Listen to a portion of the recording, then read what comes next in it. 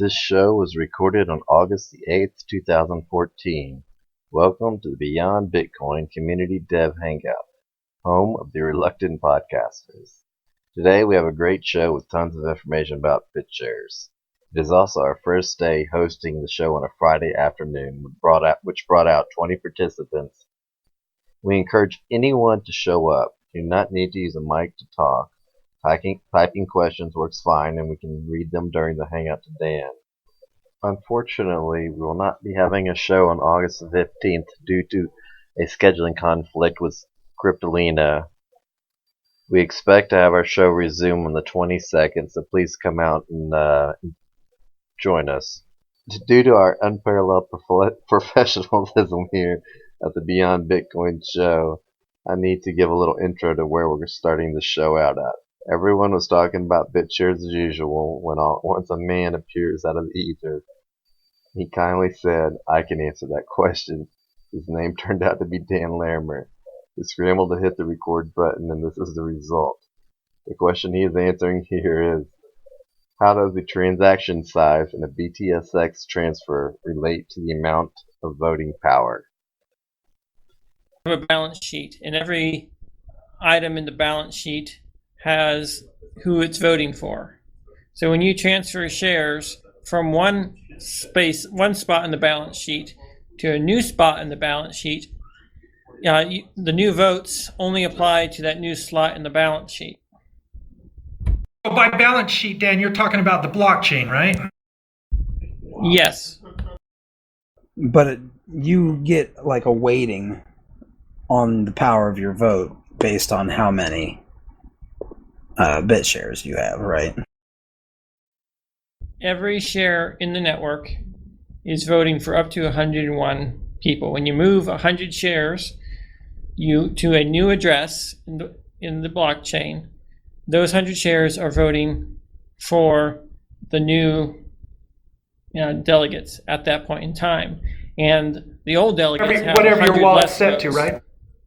Yeah, the old delegates they were voting for go down by 100, and the new delegates go up by 100. So basically, if you want to change the shares, change the voting, your top 100 votes for all of your shares, you need to set your votes in the client and then transfer all of those shares from one address to another, right? Yes. Yeah, the other question I had was, what's the relationship between, for example, I understand the public key, private key relationship and how that works with Bitcoins, but this name ID, this public, what's the relationship of that to your public key? The name maps to a master public key for your account that is used to, with elliptic curve Diffie-Hellman, to generate a new shared secret that is then used to create a private key for the receiver and the public key for the sender. So using elliptic curve Diffie-Hellman, you're deriving new one-time addresses for every transaction you do. Interesting. Gonna have to think about that for a while. We have an infographic on it. Does anybody have the link to it for any of the individuals who are interested in it? Go to wiki.bitshares.org and it's in the top few links in the upper left. You'd go to the Titan link for the Titan infographic, and that's on the front page. Oh, so basically this is all Titan stuff. Yes. It is also the top hit on Google Images when you do Titan BitShares. Okay, good to know. Thanks. Oh, there you go. Never mind. Is it okay with everybody if Bytemaster does the update now? All right. It has been a 2 weeks since I last talked with you all. It looks like we've got a great big crowd today. That's really exciting. In the past 2 weeks, we have BitShares X out. I guess that was announced at the last call. and it's been a pretty exciting 2 weeks for everyone participating. The primary thing we've been focusing on since then is fixing usability issues, fixing as many bugs as we can find. And when we're not fixing bugs, we are actively working on the bit assets, BitUSD market pegging. And I'm pleased to say that that's mostly working right now in our tests. We are working through the last bugs. We're running a test network right now, an unofficial dry run 12 that we are optimistic might be the one we can go with. I'm really excited about that. Our goal is to have bit assets out in the month of August. A really optimistic goal would be before CryptoLina next week. Now, the bit assets you said before, and I would just want to ask, because sometimes things change, are you still planning on issuing like bit gold and bit silver and just sticking with those two initially? The network allows users to issue their own market pegged assets. There are about a dozen of them pre-reserved in the Genesis block of BitShares X already, so you can already see which ones they will be. Oh, so bit gold and bit silver was essentially what Invictus was going to create. We recommended that. That's when we were going to have a minimum market depth of 5-10%. And as a result of having the market depth requirements, it limited the number of assets that could simultaneously trade on a given network. Sure. So I just posted a feed on BitsharesTalk.org where I talk about the market algorithm. So I wanted to go through some of that for those of you who want to know how the bit assets are going to be working as they're currently designed, and we can answer any questions people might have regarding that. I also wanted to get through all of Brent's questions that he posted on the forum and any other questions that users may have posted on Reddit. So sounds good. In any order you guys want to go, does anybody have a question that they'd like to vocalize with Bytemaster right now? Well, go ahead and speak up whenever you need to. Bytemaster, do you want to go through the questions that Brent had? I've got them here. It looks like a lot of them were answered on the forum already. So let me just go ahead and answer some of the general questions for the audience. The first question was the public-private key ownership versus Bitcoin, which I answered when I first got on here. Your Titan public key allows the sender to derive new public keys for you, and therefore everything is a one-time use address. What's the difference between a registered and a non-registered contact name? The only difference between the two is whether or not a name has been assigned to the public key in the blockchain. A non-registered key is just a name that only exists in your wallet. It allows you to send to it. No one else knows that name. It may be multiple people might have that name locally. If someone does register that name in the blockchain, you will be forced to rename your local account, so there are no conflicts. Generally speaking, it is recommended that you should register all names that you want to use. But if you want extreme privacy and don't even want to reveal any name whatsoever, then you can have that. Now, when people transfer money to you, no one can tell that the money is transferred to that name. So publishing names does not really compromise your privacy. It just provides a convenient handle. May I interrupt you here shortly? We had a discussion on the board about having a different or separate namespace for local accounts. So, for example, you have like a forced prefix that is not registerable on the blockchain. Have you seen that post and considered something like that?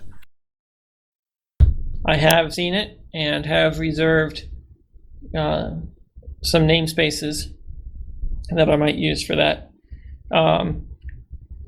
Potentially, reserving capital letters for local accounts. That's a good idea. Thanks. All right, so some of the other questions on here. In the recent transaction section, the client, it almost looks like my Genesis block shares have been moved from Genesis to my account. Does this mean they're now under a different private public key?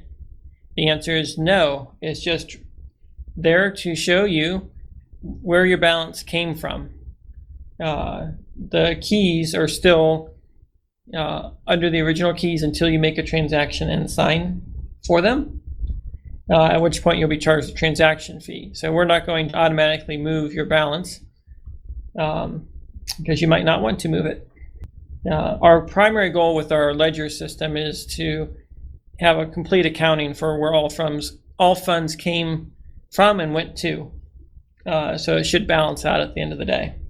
The follow-on question to that is, are your funds secure if you don't move them?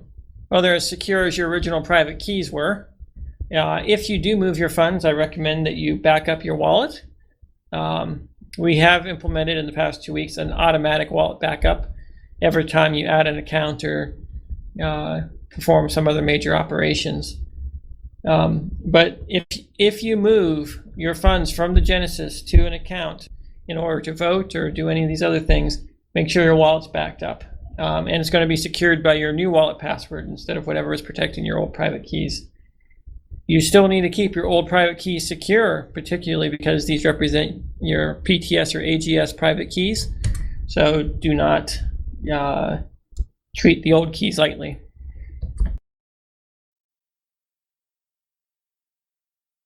So the Right, next so one, if you've got a public private key, but in other words, I've got Brent Alsop as my main key that I use on the network. That's my identifier, and I assume that has a private key. But if that private key got compromised, how do I solve that problem? If that private key is compromised, you need to revoke your account, which we haven't fully implemented it to make it easy for the user to do right now, but it is a planned feature. And when you revoke your account, no one will be able to send new money to that account. All your old funds would be compromised if your private key for your account is compromised. Unless you moved them to a new account, right? Unless you transfer them to a new account, correct. Delulo says every time you transfer your funds to a new account, all your old backups are useless and redundant. To a new account? Yeah. If you are on the same wallet, then the keys for your accounts are deterministically related to one another. So you can regenerate your account keys. If it's a new wallet, then of course you need to back up the new wallet. But every time you do a transfer, say from one account or to the same account or to another account in your wallet, you are safe. As long as you've backed up your account keys, you can recover it. So it's you only really need to back up when you create a new account. Okay, and account doesn't equal the software. So, the wallet doesn't equal the software, because that are also terms that are normally used as this, that normally equal the same thing they reference to, right? Right, yeah. I'm not sure I followed the question. A wallet in Bitcoin terms is a bunch of addresses. And we have here the wallet is actually just a piece of software that enables the connection to the blockchain. And an account is actually a bunch of addresses in background, but no one sees those addresses. So basically, what is a wallet in Bitcoin is now an account on BItshares. Relatively close. A Bitcoin wallet actually supports multiple accounts, and so you can. Yeah, right. It's got a hybrid model where you can spend money from multiple accounts at once. On BItshares X wallet, each account is firewalled from other accounts, more or less. Each account does have multiple keys under it. The keys under that account are generally derived from the master account key using Titan. But if you import keys from external sources like a Bitcoin wallet or a PTS wallet, then there are other keys in that account. So there is a difference between a balanced private key and an account key. A balanced key allows you to control your funds, and account key allows others to send funds to you. Okay, and can I with the if I download the software, and with this software I download it and run, can I create multiple wallets or just multiple accounts? I would recommend just creating multiple accounts at this point in time. Possible to do multiple wallets as well. From the command line version of the client, it is. The GUI keeps it simple and only allows one account. Right. So this is what made me wonder a bit. So if I have multiple wallets in the command line client, I would have to make a backup for each of those wallets, right? Is that true? That is true. Okay, that answered my initial question. Thanks. I did have a question about the master sheet. Is it possible to write that down on a piece of paper and create a paper backup? Yes, that's possible. It is also possible from the command line version of the client to create a brain wallet. Does I don't know if does the web GUI or the Qt client allow for retrieving the master sheet, or do you need to go to the command line version? If you export your wallet to JSON, you can edit the file, and the master key will be there in an encrypted form. You write down, print out the first page of the JSON wallet backup and write down your password on it, and you've got a backup. But that backup is still encrypted with the wallet password, so you need to back up and safely remember the password or passphrase. Correct, which is why I said you should write the password onto the paper after you printed it out, if you wanted to just have a paper that you didn't rely on your memory. Is there a way to check if the paper backup and re-import it, a way to check if it works? Or do you need a separate data directory? At the current point in time, it's not easy to do. It's a manual process. We will be working on making that easier to do in future releases. Effectively, what you end up doing is printing out the JSON and then loading the JSON back in text image, redigitize the text, if you will, to recover the JSON file, and then you can import the JSON file. That's the brute force method we have today. Not terribly friendly, particularly if the wallet can be 40,000 lines long, containing a lot of other information that you don't actually need. So I think I would like to have something that make that easier in the future. I will say that if you create your wallet with a brain key from the command line, then all you need to remember is your brain key, and then you can just recreate the same wallet with your brain key, recover your accounts, and then rescan the blockchain. So that would be a better way to create your first wallet and have a safe backup. Paper one, I mean. That is, yeah, assuming you have a really good brain key. You can write the brain key down as well. Jalfi says the encrypted key fits in a QR code online code generator. That's good. Yeah, so what we just don't have at this point in time is the ability to take that encrypted key and use it in an automatic fashion. Jabba, are you there? Is the functionality on the website working with regard to creating QR codes directly from your address? So it's available. Awesome. I would be careful to use online stuff for private keys. In the best scenario, you download it and use an offline computer, but don't use regular online websites. Could you explain a little bit further? if you log into another website and you don't know the code that's running behind it, and you generate your private keys for your BitShares, then you're trusting the other website to not just store your private keys as well.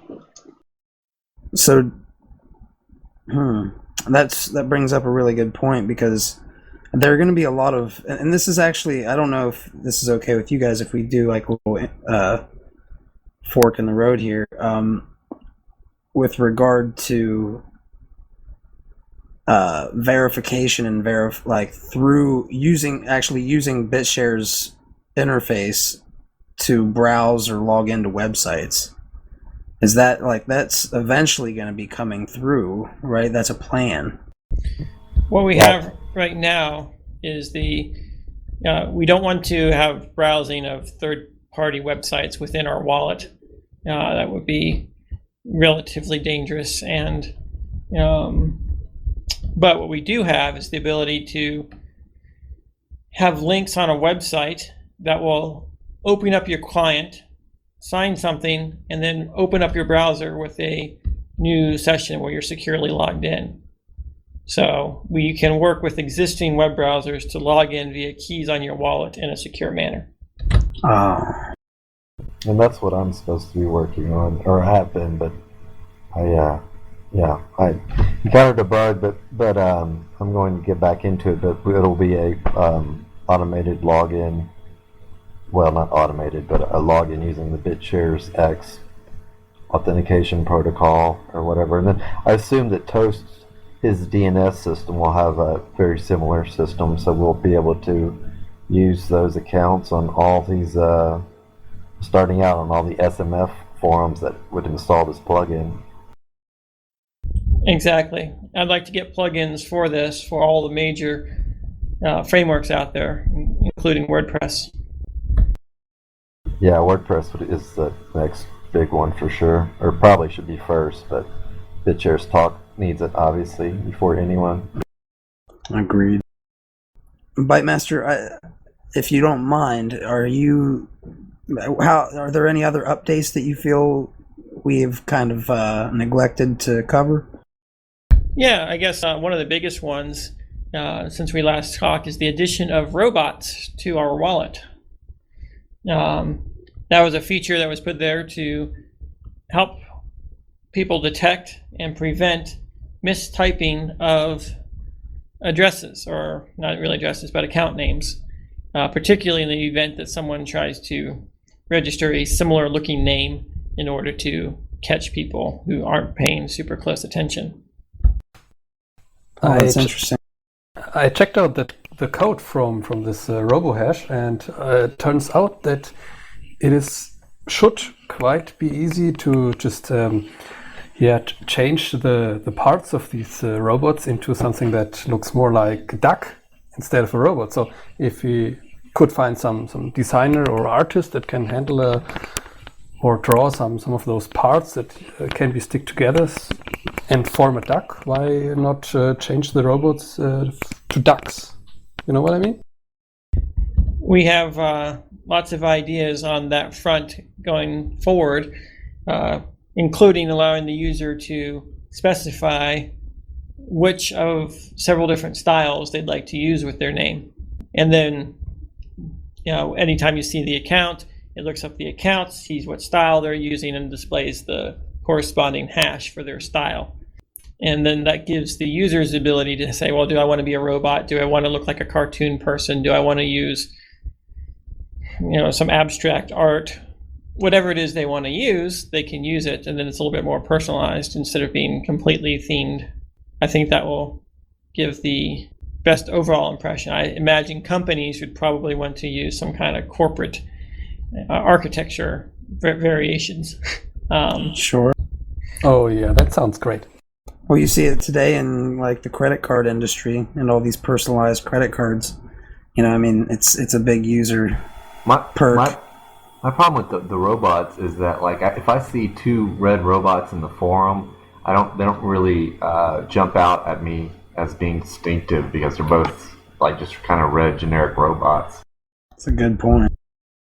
Yeah, we're still playing with the feature, so it's already been incredibly useful for me. I feel a lot more confident when I'm trying to send to myself than I'm actually sending to myself, because I can see that the image matches exactly.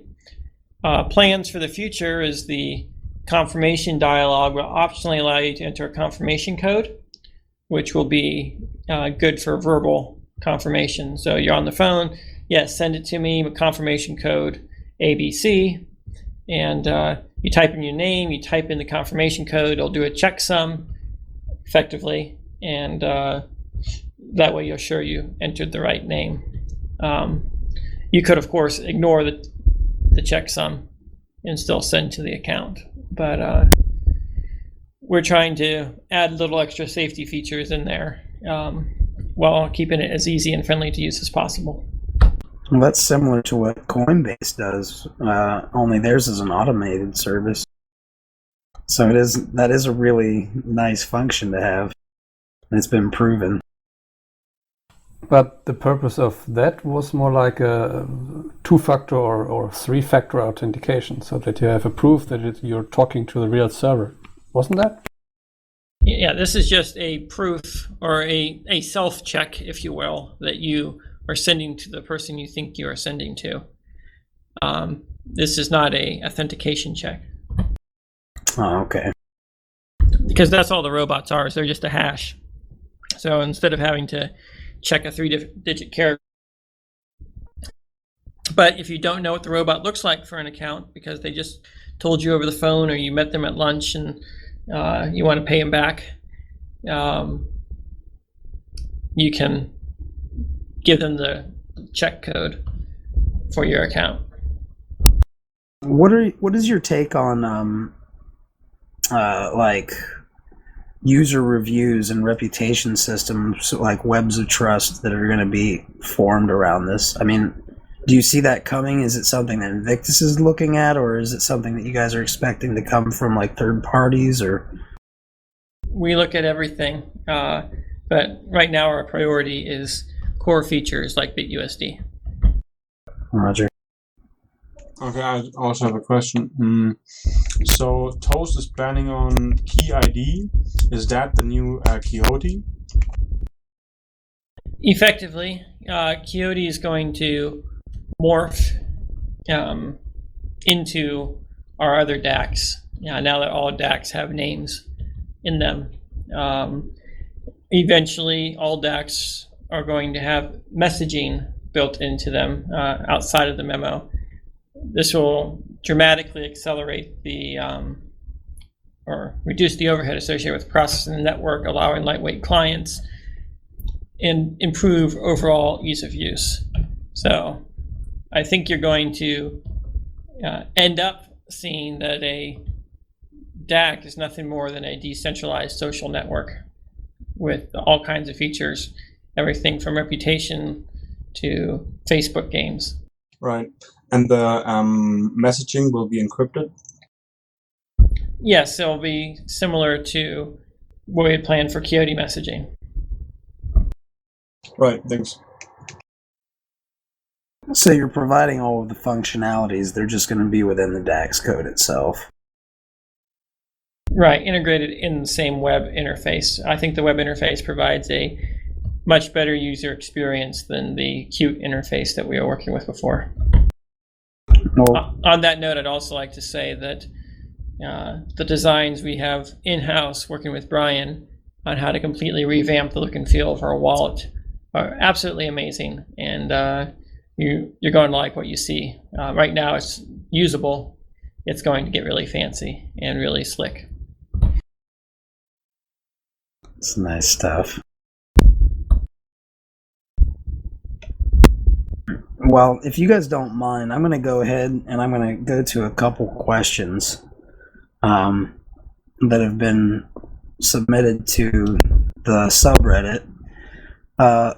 One actually came from Xerox, and it says, Bytemaster once mentioned observer keys and later told on the board somewhere that he has STH dot better in mind. What is it? And what exactly will cross-trading look like? So I guess there's two questions there. STH dot better in mind. That's Something better in mind is basically a notification system, which is actually what Mike Hearn has talked about. The problem with stealth addresses is that you need a notification system or a messaging system. So with a notification system, now we don't need to have observer addresses anymore. You can just notify two parties. Or a lightweight client can just check their mail and know their transactions without having to have someone else observe and scan and have private keys. Did that answer your question, Zero? Not so really. I don't understand what it means actually. Okay, so imagine just email. I send you a transaction, I create the transaction, I broadcast it to the network, and simultaneously I send you an encrypted email that says, by the way, this transaction ID is for you. You scan that one transaction with your private key. You don't have to scan all transactions to see if they might be for you. Okay.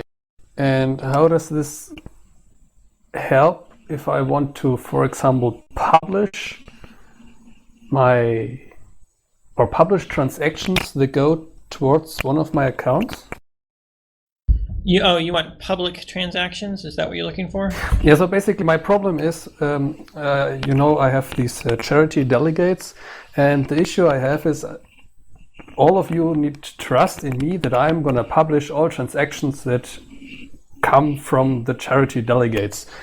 It would be better for me if I could prove or have like an observer key so that everyone could include or add the observer key and see directly the transactions of those delegates. That's what I actually have in mind. It's already possible because the only way to spend money from the delegate itself is to withdraw delegate pay, which is a separate operation type.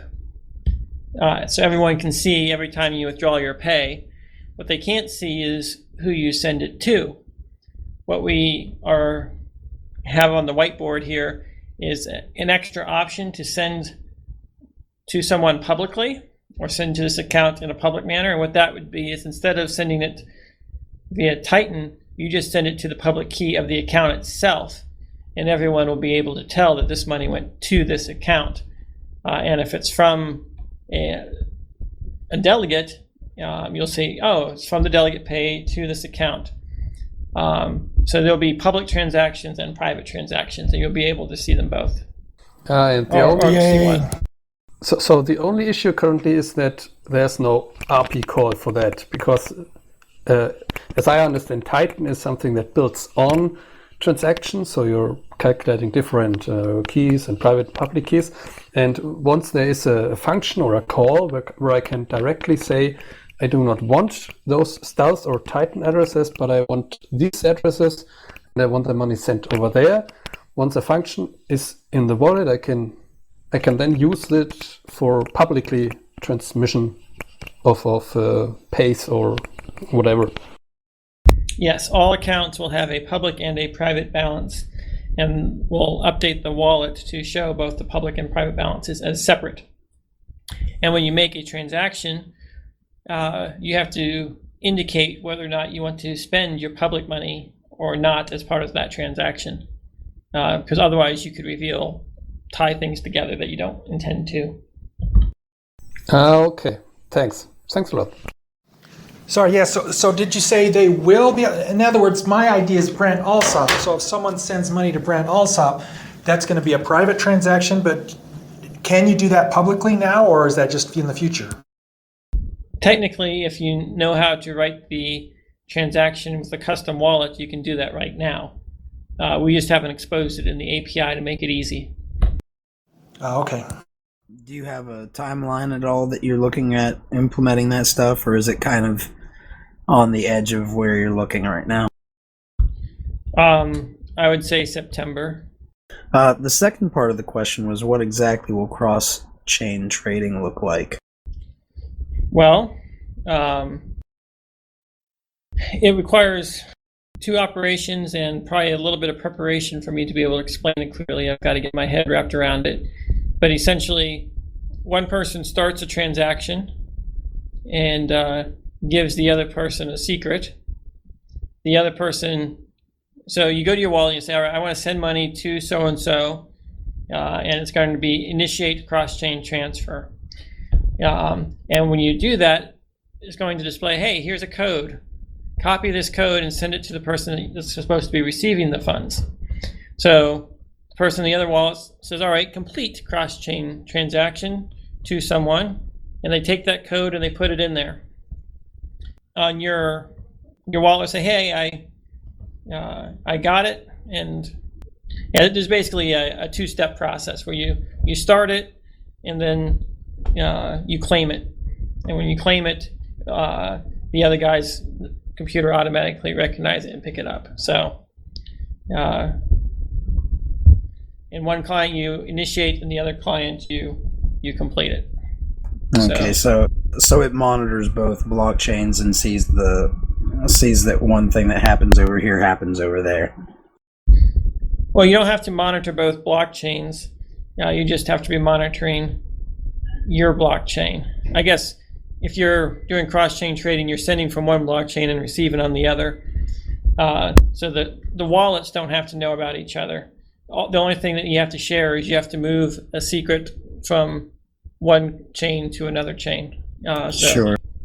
You started on one, you completed it on the other, and both parties would do that process. Makes sense. When I worked it out before, it was actually really clean and elegant. I'm not sure it came across that way when I explained it, but it won't be that difficult. And with 10-second confirmation times, it should be particularly nice. Well, that automatically starts showing people where these 10-second transaction speeds can really boost the potential of a network, right? Yeah, anytime you have to do these operations, particularly the markets, I think it's going to be night and day. Placing a bid or ask and getting it answered in 5 seconds on average, versus having to wait a minute or 10 minutes or more. Well, it just comes to mind because right now one of the big things that is going on pretty much all 2.0 quote-unquote forums that are out there is they're talking about Overstock's interest in IPOing on one of these chains. So is there any way you could talk about like the most comparable tech that I know of to BitShares would be like something like NXT or NHC or any of the other clones that they have out there, NEM. What is the difference going to be between all of those and their 2-minute block times, right? I'd like to answer my the Overstock question. Sure. I'm meaning to write a public response or a proposal to Overstock. But I can outline it right here for you guys, give you some insider thinking of my response to Overstock and what I'm going to tell them and have been telling them. The primary thing they need to be concerned with is the legalities of what they're doing. You need to have, as a shareholder in a public company, you need to know who they are so you can send them mailings so that they can vote and all these other things. So with delegated proof of stake, right now we already support slates and voting for XTS, but we can, with a small modification I have planned, support voting on any asset type issued on our network. And instead of your slate being delegates to vote for, their proposals that have been submitted for this particular asset to be voted for. So using the same mechanisms that's implemented delegated proof of stake, we have voting by all shareholders on any number of issues, which is already 99% implemented in BitShares X.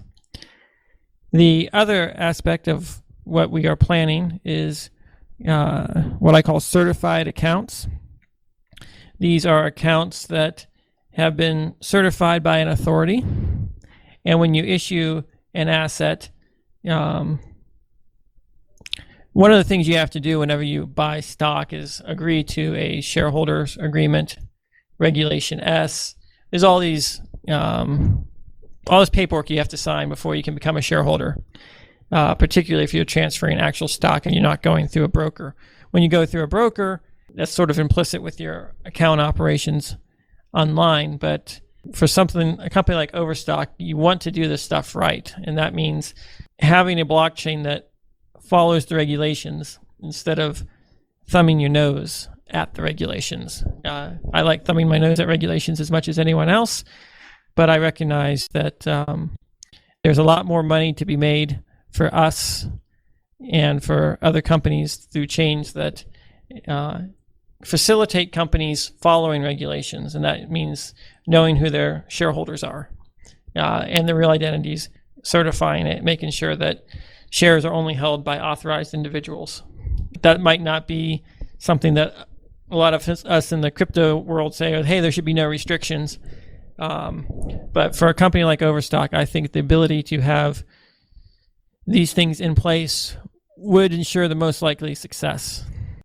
Then the other thing that gives us an advantage over everyone else is that if you are traded on our blockchain, users can buy and sell versus BitUSD, versus gold, versus all the other currencies out there without having to use a centralized third-party clearinghouse.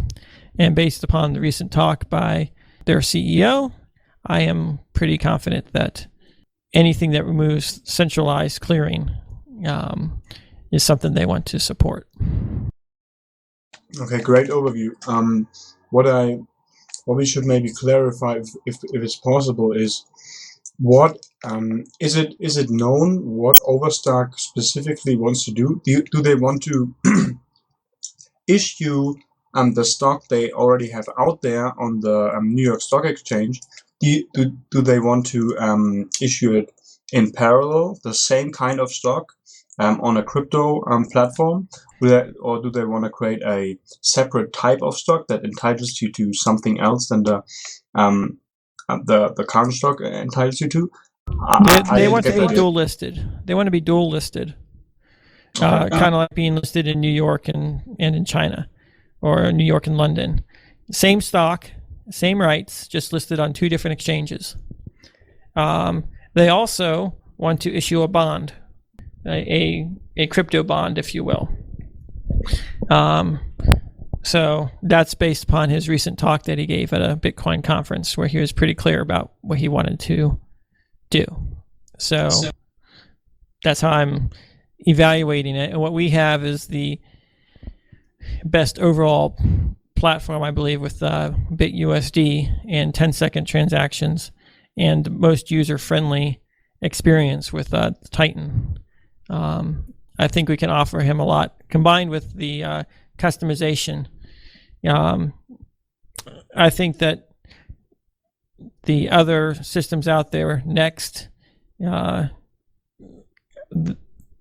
don't know how many of their developers are public and willing to customize the Next platform for their needs. But I think we're probably more flexible than others. Yeah, one thing that might help this effort is if everyone goes to that wiki page that Overstock is building up to collect all information about what's the best technology to use. If all of us spend time working on that and fighting edit wars, especially, it's great because I think we're just totally blowing everyone away, because you see there's the pros and the cons of each of the competitors, and it's great how people have taken the cons and twisted them and make it look like a pro. But anyway, it's great, everyone that's working on that. Also, my impression about the CEO of Overstock, if Overstock is the primary target, he doesn't seem to be a very patient man, so he thinks in weeks instead of years. I've been told that it's going to either happen in before October or after Christmas. They don't want to do anything during the holiday rush. I wouldn't be too worried about the wiki in terms of Overstock. A decision like this is going to involve a lot of due diligence and meetings and lawyers. It's not going to be based on, people, having a war on a wiki feed. Yeah, I not think the wiki ultimately, but feed's just very useful for the observers, not necessarily for Overstock, but for anyone who goes to see what Overstock's looking at. yeah, and the people are at Overstock are going to know what's there. So sure, that's not going to be ultimate decider, but I think it could help. And like Dan says, it'll let everyone else, because I've been using that to educate myself on all the other currencies. So Well, if you guys don't mind, I'd like to try to get to a couple more questions if it's okay with Bytemaster. yeah. Okay. Tony K says, is there any technical problem in implementing, I'm assuming, Agent 86 workers' idea instead of delegate subsidy? I think his idea is viable. I haven't looked at the exact details other than to understand the high-level concept of dividing the roles up and requiring a threshold for workers, but not requiring workers to produce blocks. I think the idea that you want to have some threshold for a subsidy, which is harder to reach than a threshold for just producing a block, is reasonable. And I guess he might have had some other part of the proposal where the subsidy was not fixed. Different workers could be paid different amounts. That part's a little bit trickier to do. I would sort of view it as a proposal where I propose that I work for X amount. Can I get enough approval for this proposal? And if so, be awarded it. The primary thing I think everyone is concerned about is dilution. How much can be diluted? At what rate can it be diluted? And how that factors into the workers' paradigm is something that still needs to be figured out. I got a quick question regarding atomic cross-chain trading. So the one question is, how difficult will it be to implement? And the second question is, do both chains have to enable it, or is it enough if one chain allows for it? Both chains have to support it. It'll be easier to do between two DPoS chains than between DPoS and Bitcoin. Bitcoin is particularly troublesome. I think that what we really want to have is what I call a user-issued IOU for Bitcoin, a robot, if you will, that sits on the internet and observes a Bitcoin address, and every time someone sends it Bitcoin, it issues user Bitcoin on our network, and anytime someone sends it user Bitcoin, it sends back Bitcoin. An entirely automated, self-contained system is probably the easiest way to get into and out of Bitcoin in an atomic manner with as low trust as possible. You just have to trust that their server is not going to get hacked and that they're going to keep it up and running. But you could expand upon that with multi-sig. And of course, eventually what I'd like to see is something that does the same thing. You send it Bitcoin, it sends you BitBTC. And you send it BitBTC and it sends you Bitcoin, maybe with a small spread. And if people start having services like this, you don't have to trust it long term. You just have to trust it long enough for your trade to go through, which is a significant improvement because now you're trading trust-free assets. It's also more friendly from a regulatory perspective. You're no longer issuing a security, but instead you're doing a buy-sell of two assets with no counterparties. But say if I have BitShares and I want to go into Bitcoin, and the reason I want to go into Bitcoin is because I want to have a share in the other network. So if I, instead of getting a Bitcoin, I get an IOU, and that is held up or administrated by the BitShares network or by any DPoS system. If it's BitShares Me or BitShares X, then I don't have what I initially wanted. Is that right? Well, there's two things. One, do you want to be exposed to the price, or do you want to be exposed to the actual asset? What I was suggesting is that if there was a third party out there who you could trust, you could send them the Bitcoin and they could send you the BitBTC, or you can send them the BitBTC and they will send you the real Bitcoin.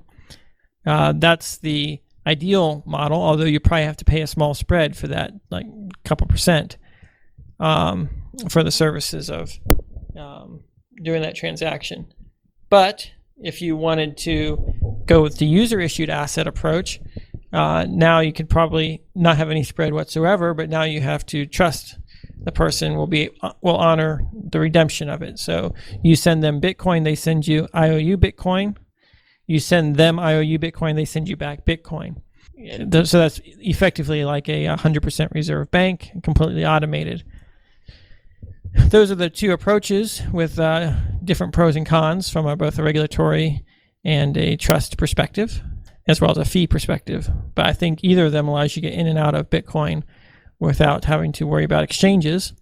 And then once you have either the user-issued asset or BitBTC on our network, you can trade it for BItshares X or BitGold or BitUSD or whatever it is you want. So do you see this robot system or whatever you call it, would that be like the primary way that third-party DACs would be able to receive capital outside of being listed on an exchange? Is that kind of the direction you see that going? Yes, I see that as a lot more efficient than cross-chain trading. Easier to do. Can you expand on easier to do and more efficient? What in which way? With cross-chain trading, you have to, in real time, find someone who you want to trade with of equal amounts. I want to give you 1 Bitcoin, you want to give me 1 BitBTC, okay. If I want to do 1,000 Bitcoins, I might have to deal with 10 different people, and that could be very frustrating. Whereas if you have somebody performing the service of doing the conversion for you, you send them something that happens immediately, and they can, and you don't have to go through the hassle, the two-step process with cross-chain trading. Okay, and it wouldn't be possible to do like order matching based on cross-chain trading? I mean, that's not possible? That's even harder to do order matching and cross-chain trading. Now you have to match quantity with bid and ask in real time. Both parties need to be online when the order gets matched. So that's not something I plan on tackling. And I don't think there's much value in it. I think it's too inefficient. And also, like, if Bitcoin would decide that cross-chain trading, that they would not want to allow it with... Okay, one question is, if Bitcoin allows for cross-chain trading, can all the other crypto or all the other chains that allow for cross-chain trading interact with the Bitcoin chain like via cross-chain trading, or does Bitcoin have to allow for cross-chain trading specifically for BitShares or for BitShares chain? Cross-chain trade is not dependent upon any one particular DAC. So if Bitcoin supports it, everyone else can use it. For example, we don't specifically support trading between BitShares X and the voting DAC or the DNS DAC. The feature is generic. It just needs one secret that you have to share between the different systems. So if Bitcoin supports it, then everyone will support it. But it seems to me that the Bitcoin monopoly, if you want to call it that, isn't interested in supporting its competitors. Right. Okay. Thanks for the answers. So there could be different services put out by individuals who do own Bitcoin to do stuff like this, though. Like, for instance, a Lotto DAC might make a lot of extra Bitcoin,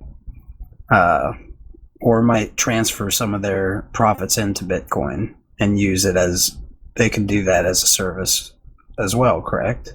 Yeah, third parties can do all kinds of things. Jay Calfee is asking what he was essentially saying, that somebody could issue their own BitBTC and they could back it with real BTC for like an escrow service, and that's how they would charge the spread, which would be like, you know, maybe 1-2%, and they'd make their money off of that little fee. But they would be trusted. They would actually issue their own escrow BTC asset, essentially. Is that? I'd like to use BitBTC to only refer to market issued assets. Sure, go ahead. And then call it IOU BTC is for user issued assets. Makes sense.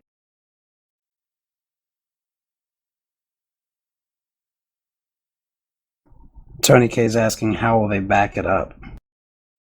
You send them a Bitcoin, they issue a new one. So it's backed by the Bitcoin in their wallet.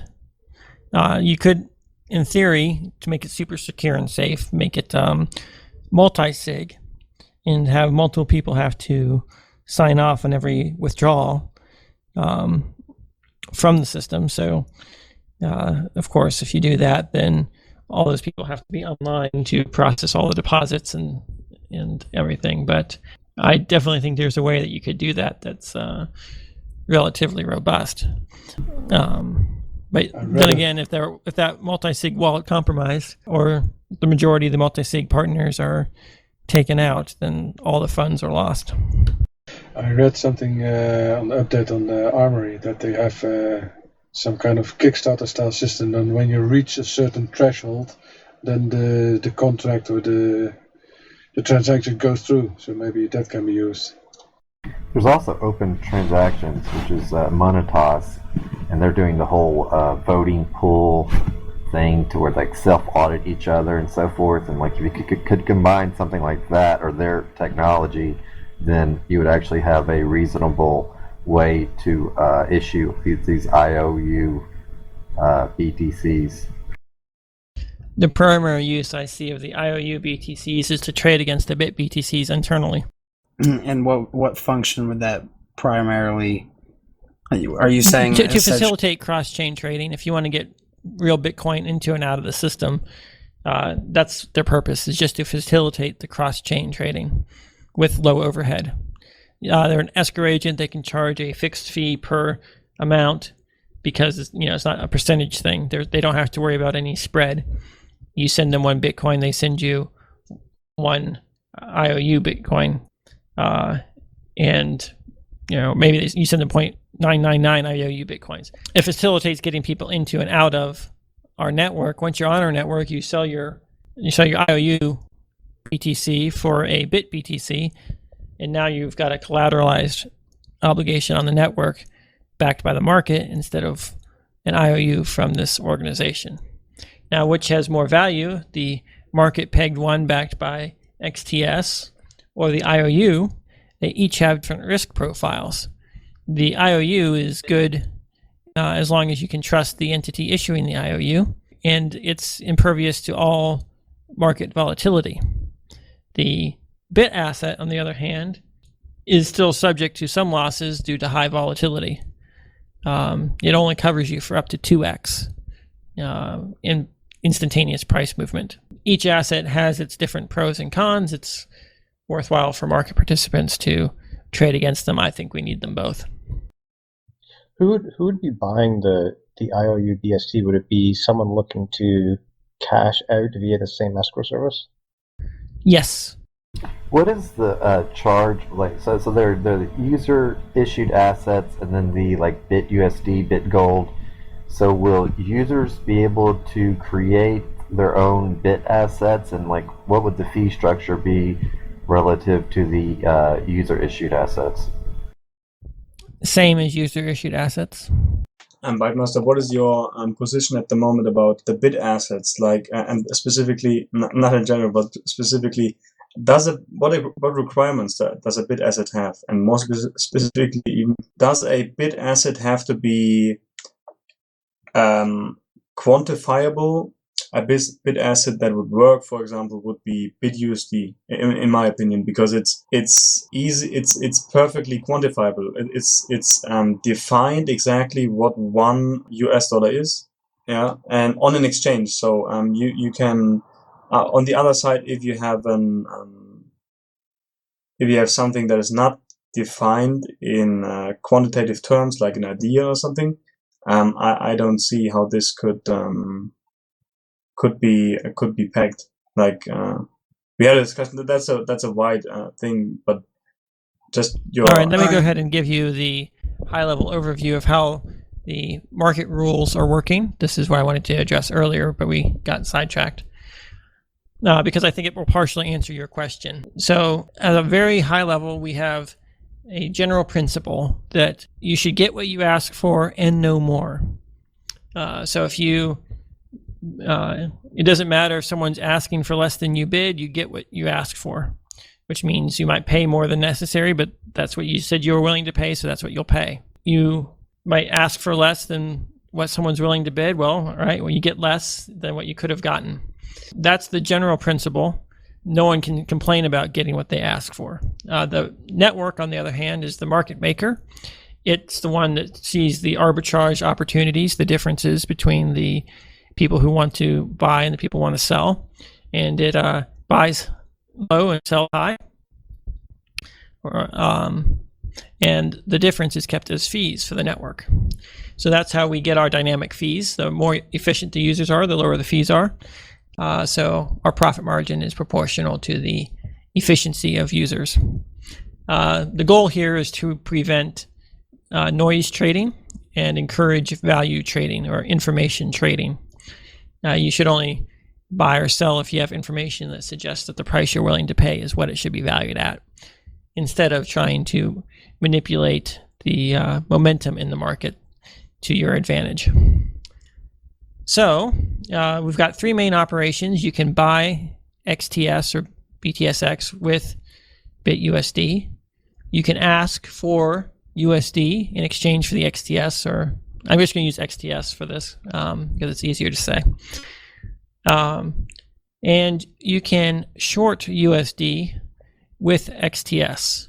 So it requires you to have XTS, and you place a bid to buy XTS for $4.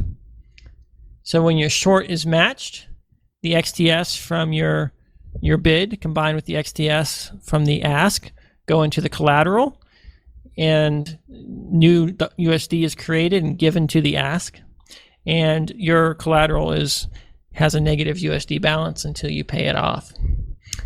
Those are the core market mechanics. Now there are several rules that we have in place to prevent market manipulation and to bootstrap the system. The first thing is that before any short orders may be entered into the order book, at least 25 delegates must be publishing a price feed that is less than 24 hours old. This is part of the bootstrap process.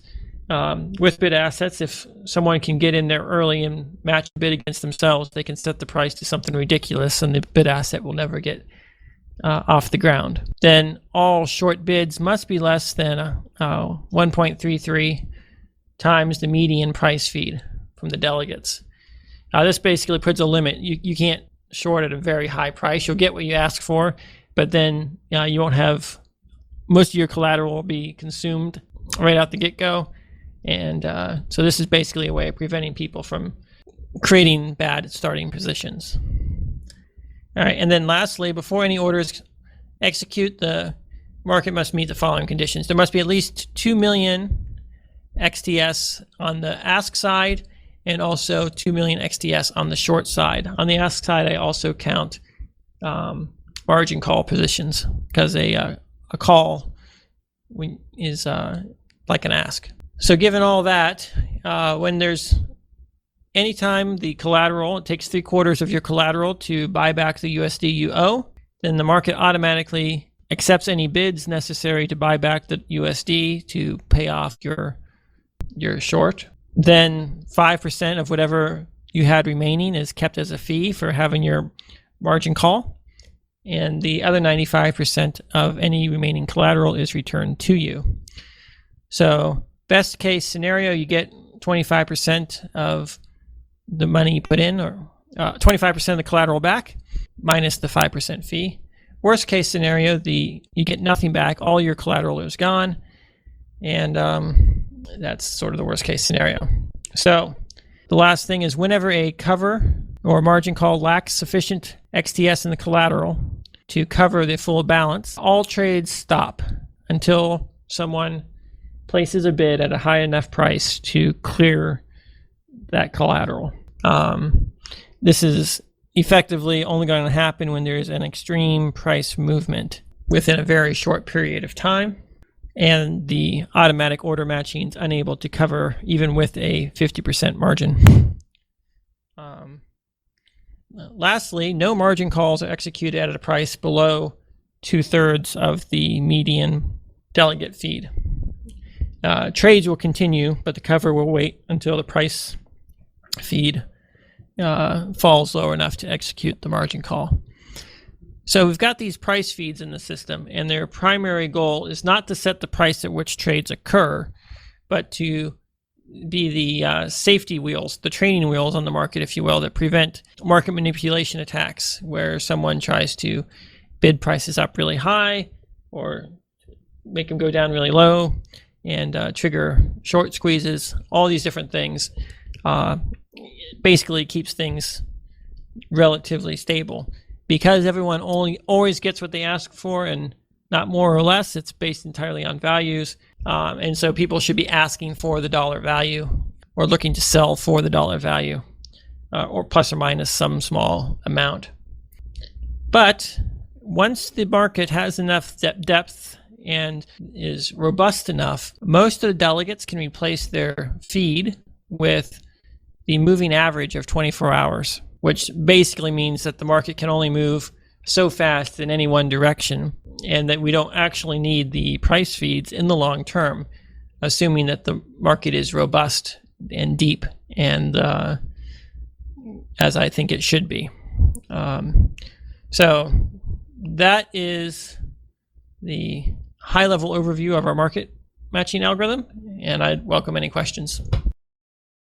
Okay, so with regard to the last thing you said, that the delegates can replace their feeds with the average of the last 24 hours, and that would imply though that neither the US dollar nor BItshares X moves extremely, right?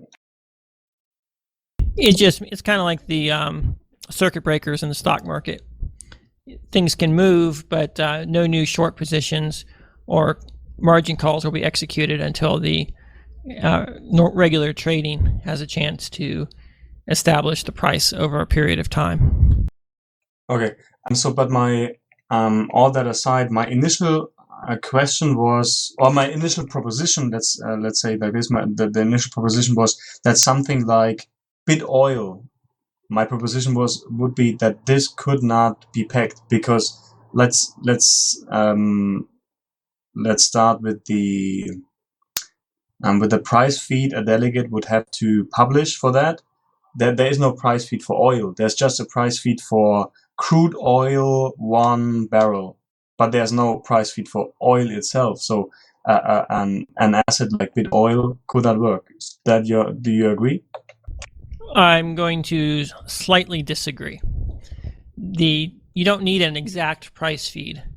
The market will figure out what everyone sort of agrees it means and what the consensus price of what is the value of oil. It might end up being the value of a barrel of oil because that's what everyone concludes is the most likely, most accurate way of predicting what the price is going to move.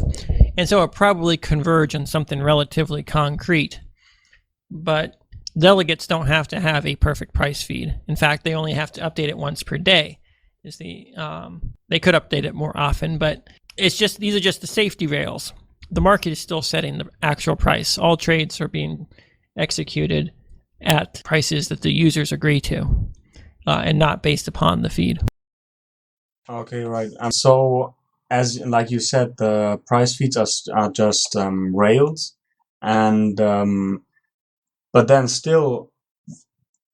still comes down to the market participants that would have to judge on the value of one oil. There's an exchange rate between US dollar and BItshares X, and that's and you can look that up on some exchange, and so a consensus will form what the ratio should be. I would liken it to how the market prices BTSX or Litecoin or any of these other systems, different people have different concepts in mind for what they are, what they're going to be, how they're going to grow. There is no concrete way of knowing what these values should be, and yet the market still prices it. I think if you have something that's a little bit more vague, you might have a wider spread, but I think it's ultimately going to correlate that when you say oil, people are going to look at the price and say, hey, the price it's currently at is pretty close to light sweet crude, and that seems to be the standard by which people are doing the prices. They'll probably look at the price feeds the delegates are choosing to pump into the system to bootstrap it, and I suspect that at the end of the day, these systems are going to be tracking something very concrete. I think it doesn't have to start out being concrete, though. Right. Okay, I agree. So what you're saying is that, let's say there's a bit asset that is called bit oil, and then over time a consensus would form that would say, okay, let's all assume 1 bit oil equals 1 barrel crude oil or something. And that is you'll probably get more specific than that. 1 barrel of this crude oil delivered at this place in this amount of time. Right, but wouldn't it be? Wouldn't that be an unnecessary hindrance for a consensus to form? Like, why is it necessary? Or like, wouldn't it be an advantage for the system, the market pegs, if we would all agree to, or like, it's just in terms of education, if we would agree to make the bit assets as specific as possible? This makes it easier for the market peg to form.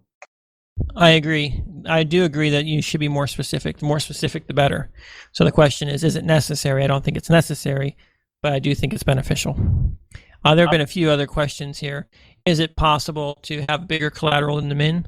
Yes, it is. The way the system works right now, if you pay off some of the BitUSD, you don't get to free any of your collateral until all of the USD is paid off. You can also add new collateral, but you can't remove collateral. So you can always grow your protection, but never shrink it. The other question that has been posted is, what happens if a delegate don't update their feeds?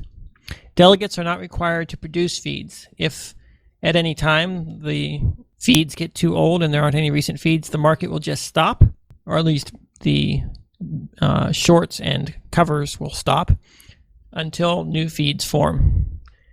That is until we switch over to the 24-hour moving price, at which point you don't have to worry about that.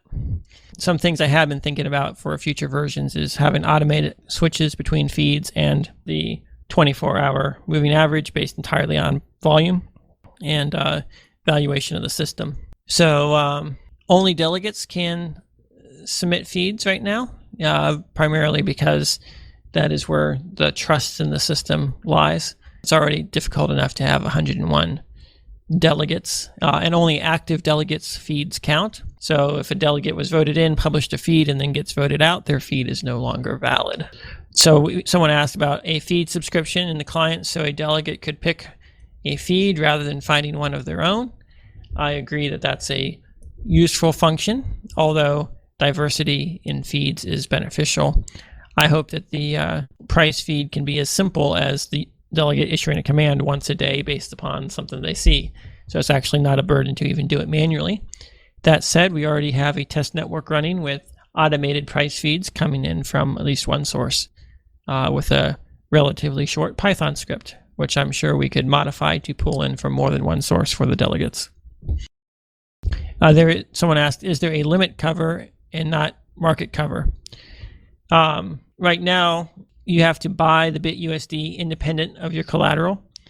And so that's you get what you ask for, nothing more for buying it and paying it off. If you have a margin call, the margin calls are always market. They take the highest bids and get you covered as quickly as possible. You don't get to hold out for a good price if you have a margin call. So Fasna fell asleep maybe. Fasna, No, are you there? I'm here. Okay. Actually, I have I don't know if everyone's done asking Dan questions. I actually had a real quick question. I don't know. I thought maybe my internet cut off there for a second, but Dan, so someone told me that your original interest in BitShares was basically trying to create a bank that was like independent of regulatory, government interference or whatever, and that led you into the Bitcoin world. Is that correct? A long time ago, in a galaxy far, far away, I was trying to figure out how to create a currency alternative to the dollar that's entirely decentralized, and that was digital, and that's when I discovered Bitcoin. And then it wasn't for a couple years after that I was trying to figure out how to create a decentralized exchange to solve the Mt. Gox issue. And Mt. Gox's biggest problem was, how do you have a decentralized bank for USD deposits? But I came up with the decentralized exchange with BitShares, what we're now calling BitShares X. At the time, it was just called BitShares. And that was the market pegged assets that we've been discussing here. And we're calling it a banking exchange because there's two parties. There's this person who holds the USD, and there's the person who doesn't. The reason we called it a bank was that we were actually charging interest. Whoever was short would pay a holding fee and pay the interest, and whoever was long would receive the interest. And in that sense, it's very much like a bank with deposits. At the time, the interest was going to be sourced from foregone dividends. That's when we were going to do, things have evolved a lot over the year, but I think we've simplified things down.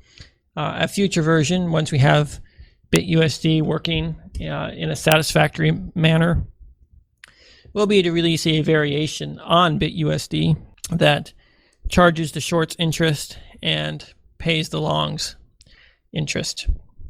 The question is, who would want to short if they have to pay interest, and why would you do that when you can get no interest shorting? So it's really a question of who's willing to go long, and is there a balance between some interest rate that is the ideal interest rate to charge shorts in order to get both sides of the market to be happy. Well, cool. I think I followed all that. I was just curious about your kind of the long-term evolution of what led you to the whole BitShares thing and so forth, and I think you answered that well. Thank you. Someone asked, is Dry 112 public yet? It's public in the sense that if you compile the code and connect, you can be on the network. We haven't started a thread yet, just because we don't want to have too many embarrassing restarts. Tony K's asking, you have not removed, or he's saying you have not removed the double side positions, or have you? When you buy and you are short, does it auto cover your short position? Because there is no way to uniquely identify users in our system, no, it does not. Well, Lion Danny's curious about BitGold with BitEuro, BitCNY, and BitGold. It's going to be entirely up to the delegates publishing feeds to bootstrap those, not up to us. So do you foresee delegates running in certain jurisdictions are most likely going to go with BitUSD and so on and so forth? I see delegates in all jurisdictions publishing feeds and for everything. I don't think there's any regulatory issues with publishing a price feed. Makes sense. Well, if there are no other questions, we are running about 30 minutes over, which is no problem. Part of what we're hoping will happen here with the Mumble server is that people will come here, delegates, people who are wanting to do crypto journalism, will actually come here and record Dev Hangout sessions and actually ask questions. Feel free to ask their own questions to the developers. Take the raw content that is of interest to themselves and actually post it under their delegate page, or post it under delegates that they feel will be interested in the content, and let the community actually propagate it through social media channels. So that's just so everybody knows where we're hoping to take Beyond Bitcoin X, and pretty much, anybody's going to be able to participate, and there's going to be very low barriers to entry here, and I'd hope to eventually actually set up a delegate or two to provide payouts. We'll need help with some of that stuff if anybody wants to ever volunteer. This is actually kind of a community effort, but just so you guys know where we're going, and Bytemaster, if you have any ideas with regard to that, please feel free to let us know.